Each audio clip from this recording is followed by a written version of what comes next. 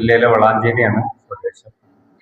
2020 എനിക്ക് blood cancer സുഹൃത്തായിട്ട് കിട്ടിയത്.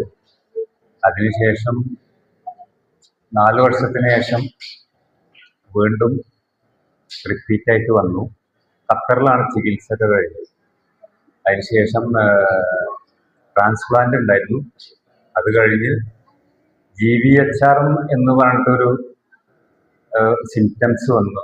ബോഡിയിലാകെ പ്രശ്നങ്ങളായിരുന്നു. 1 വർഷവും 3 മാസവും ഹോസ്പിറ്റലിൽ തന്നെ ആയിരുന്നു ഖത്തറിൽ. ഇപ്പോ കുഴപ്പങ്ങളൊക്കെ ഉണ്ട്. പക്ഷെ ഞാൻ പേടിയൊന്നുമില്ല എന്നൊക്കെ പറഞ്ഞിട്ട് ഇവിടെ വരണം, സംസാരിക്കണം എന്നൊക്കെ കരുതുക.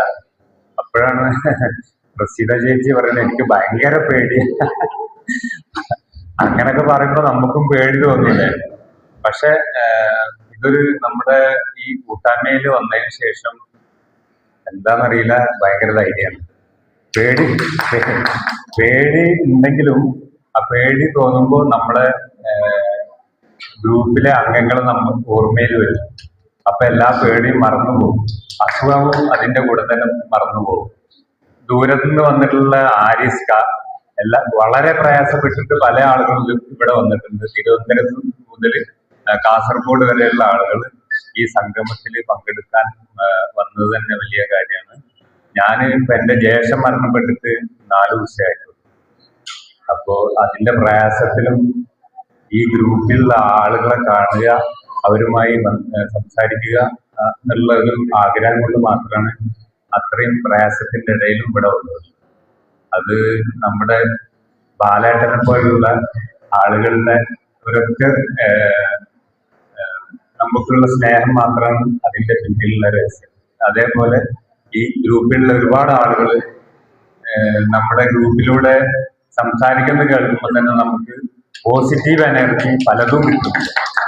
അപ്പൊ നമ്മളെല്ലാം മറന്നിട്ടാണ് ഞാനിപ്പോ എനിക്ക് ഭക്ഷണം കഴിക്കാനും വയ്യ. ശരിക്ക് 1 വർഷം കഴിഞ്ഞു, ഒന്നിനും വയ്യാത്ത അവസ്ഥയിലാണ്. അപ്പൊ അതിലും പ്രയാസത്തിലുള്ള ജംഷി അങ്ങനെയുള്ള ഒരുപാട് ആളുകളുണ്ട്. അപ്പൊ നമുക്ക് എത്രയോ ദൈവത്തിന്റെ അനുഗ്രഹമാണ്. ഒന്നുമില്ലാന്ന് തന്നെ നമുക്ക് വിചാരിക്കാം. എവിടെ വേണമെങ്കിലും പോവാ, എന്ത് വേണമെങ്കിലും ചെയ്യാന്നുള്ള ഒരു ധൈര്യം നമ്മുടെ ഈ കൂട്ടായ്മയിൽ വന്നതിന് ശേഷം ഉണ്ടായിട്ടുണ്ട്. ദൈവത്തിന് സ്തുതി. എല്ലാവർക്കും പറഞ്ഞു.